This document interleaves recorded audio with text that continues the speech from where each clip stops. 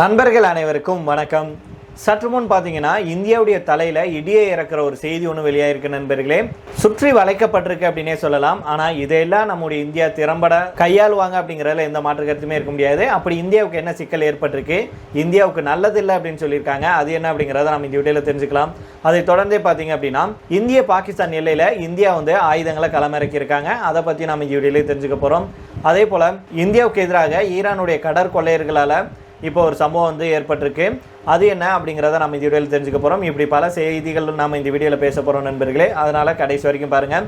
அதுக்கு முன்னாடி நம்முடைய சேனலை சப்ஸ்கிரைப் பண்ணலைன்னா மறக்காமல் சப்ஸ்கிரைப் பண்ணிக்கோங்க.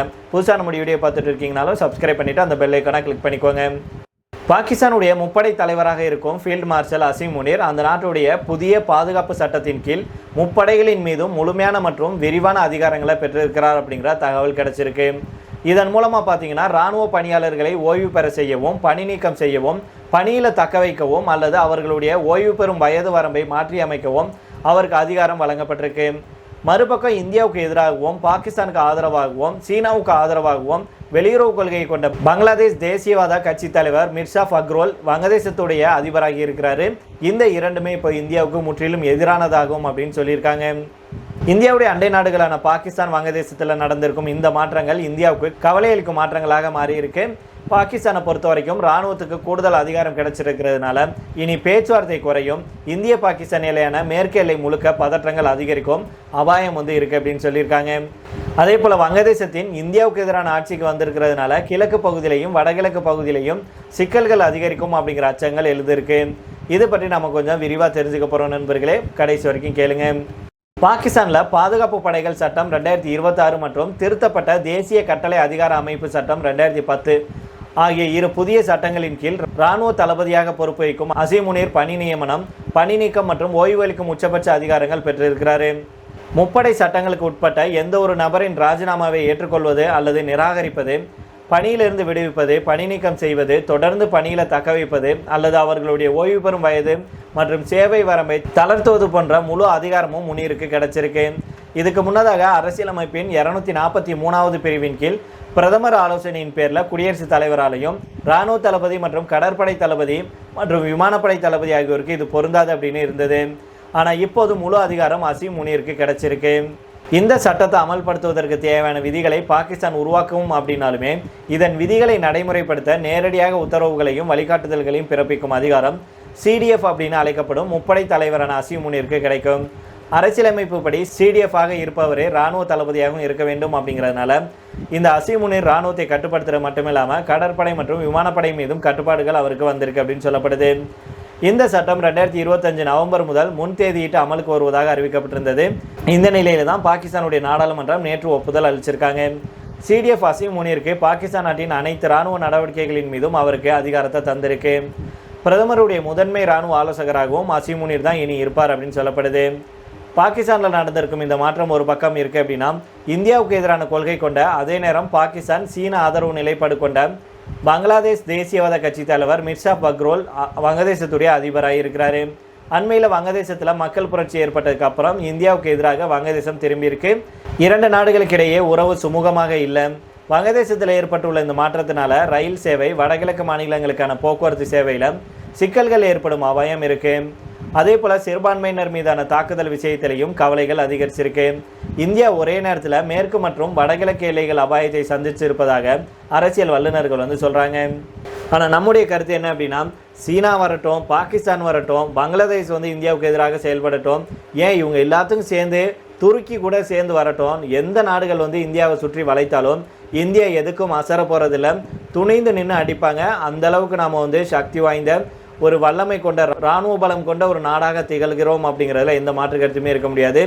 அதனால் இந்த மாதிரி இந்தியா கிட்ட பூச்சாண்டி காட்டுற வேலையெல்லாம் இனி எந்த விதத்திலையும் நடக்காது. நம்முடைய பிரதமராக திரு நரேந்திர மோடி அவர்கள் இருக்கும் வரைக்கும் இது ஒருபோதும் நடக்காது அப்படிங்கிறதா நம்முடைய கருத்தாக இருக்குது. அந்த அளவுக்கு நம்முடைய இராணுவத்தை நம்ம திறம்பட வளர்த்து வச்சுருக்கிறோம்.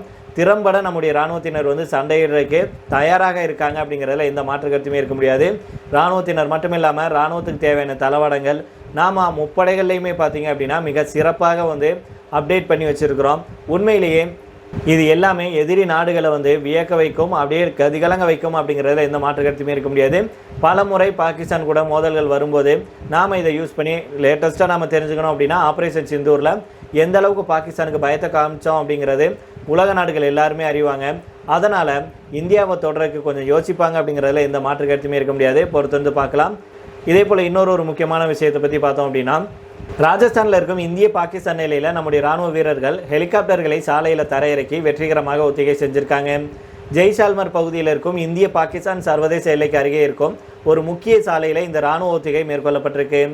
அப்பாச்சி, எல்சிஹெச் மற்றும் சீட்டா போன்ற ரகங்களை சேர்ந்த 4 முதல் 5 ஹெலிகாப்டர்கள் இந்த ஒத்திகையில் ஈடுபட்டிருக்கு.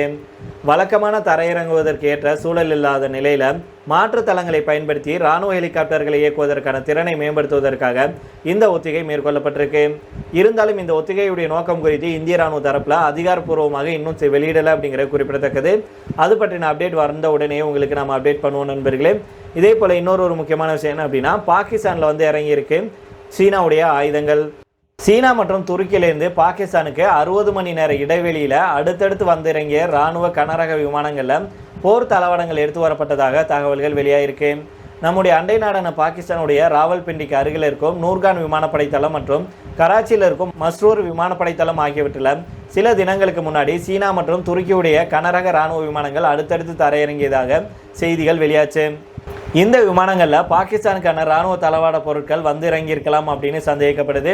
கடந்த ஆண்டு இந்தியாவுக்கும் பாகிஸ்தானுக்கும் இடையே ஏற்பட்ட இராணுவ மோதலுக்கு அப்புறம் பாகிஸ்தான் சீனா இடையிலான உறவு வலுவடைந்துள்ளது. போர் விமானங்கள், வான் பாதுகாப்பு அமைப்பு மற்றும் ட்ரோன் அமைப்பு உள்ளிட்டவற்றுக்கு சீனாவை தான் பாகிஸ்தான் பெரிதும் நம்பியிருக்கு. மேலும் இந்த நிலையில் தான் இந்த மாத தொடக்கத்தில் போர் விமான மேம்பாட்டு துறையில் தங்கள் ஒத்துழைப்பை வலுப்படுத்த துருக்கியும் பாகிஸ்தானும் நடவடிக்கை எடுத்தாங்க. மேலும் சவுதி, பாகிஸ்தான் மற்றும் துருக்கி இடையே சமீபத்தில் கூட்டு பாதுகாப்பு ஒப்பந்தம் கையெழுத்தாச்சு அப்படிங்கிறது குறிப்பிடத்தக்கது. இப்பேற்பட்ட சூழ்நிலையில் தான் சீனா மற்றும் துருக்கியுடைய கனரக இராணுவ விமானங்கள் பாகிஸ்தான் வந்து இறங்கியிருப்பது நம்முடைய இராணுவத்தை வெளிப்படைய செஞ்சிருக்கு அப்படின்னும், பாகிஸ்தான், சீனா மற்றும் துருக்கி இடையிலான இந்த புதிய இராணுவ கூட்டு நம்முடைய நாட்டுக்கு புதிய சவால்களை உருவாக்கியிருக்கு அப்படின்னு வல்லுநர்கள் சொல்லியிருக்காங்க. நாம் ஏற்கனவே சொன்னது போல தான் யார் வந்தாலும் எதுக்கும் அசராமல் துணிந்து நிற்பாங்க, துணிந்து அடிப்பாங்க அப்படிங்கிறதுல எந்த ஒரு டவுட்டுமே நமக்கு வேணாம். அந்த அளவுக்கு நம்முடைய இந்திய இராணுவம் வலிமையாக இருக்காங்க அப்படிங்கிறதுல எந்த மாற்று கருத்துமே இருக்க முடியாது. இதை தொடர்ந்து கடைசியாக பார்த்தீங்க அப்படின்னா, ஈரானுடைய கடற்கொள்ளையர்கள் துப்பாக்கியால் சுட்டதில் படுகாயமடைந்து சிகிச்சை பெற்று வந்த சீர்காழியை சேர்ந்த மேலும் ஒரு மீனவர் உயிரிழந்திருக்கிறாரு. இன்னைக்கு மயிலாடுதுறை மாவட்டம் சீர்காழி வட்டம் தொடுவாய் சுனாமி நகர் மாவீரன், கீழமூவர்கரை சங்கர், திருமுல்லைவாசல் பால்ராஜ், கடலூர் மாவட்டம் சொத்திக்குப்பம் மணிகண்டன் ஆகியோர் சவுதி அரேபியாவில் தங்கி மீன்பிடி தொழில் செஞ்சுட்டு வந்தாங்க. இதற்கிடையில் தான் ஆகஸ்ட் 10 இரவு கடலில் மீன்பிடித்து கொண்டிருந்த போது ஈரானுடைய கடற்கொள்ளையர்கள் மீனவர்களின் படகுகளில் கொள்ளையடிக்க முயற்சி செஞ்சுருக்காங்க. அப்போது இரு தரப்புக்கும் இடையே தகராறு ஏற்பட்டதில் ஈரானுடைய கடற்கொள்ளையர்கள் துப்பாக்கியால் சுட்டதில் மாவீரன் பலத்த காயமடைந்து அந்த இடத்திலே உயிரிழந்தார். படுகாயமடைந்த சங்கர் சவுதி அரேபியா இராணுவ மருத்துவமனையில் சிகிச்சைக்கு சேர்க்கப்பட்ட நிலையில் மற்ற 2 பேரும் சிகிச்சைக்கு அப்புறம் வசிப்பிடம் திரும்பினாங்க. இந்த நிலையில தான் சிகிச்சை பெற்று வந்த சங்கர் இன்னைக்கு உயிரிழந்து விட்டதாக அவருடைய குடும்பத்தினருக்கு தகவல்கள் தெரிவிக்கப்பட்டிருக்கு. சங்கருக்கு மனைவி அமுதா, மகள் இருக்காங்க. சங்கர் உயிரிழந்த தகவல் மயிலாடுதுறை மாவட்ட மீனவர்களுக்கிடையே பெரும் சோகத்தை ஏற்படுத்தியிருக்கு. உயிரிழந்த மீனவர்கள் மாவீரன், சங்கர் ஆகியோருடைய உடல்களை சொந்த ஊருக்கு கொண்டு வர மத்திய மாநில அரசுகள் உடனடியாக நடவடிக்கை எடுக்க வேண்டும் அப்படின்னு அவங்களுடைய குடும்பத்தார், உறவினர்கள் மற்றும் மீனவர்கள் கோரிக்கை விடுத்திருக்காங்க. சரி நண்பர்கள், இதோட நம்ம இந்த வீடியோ முடித்துக் கொள்ளலாம். இதை பற்றி உங்களுடைய கருத்துக்களை கீழே உள்ள கமெண்ட் பாக்ஸில் சொல்லுங்கள். மீண்டும் நாளை வேற ஒரு செய்திகளுடன் உங்களை சந்திக்கிறேன். நன்றி, வணக்கம்.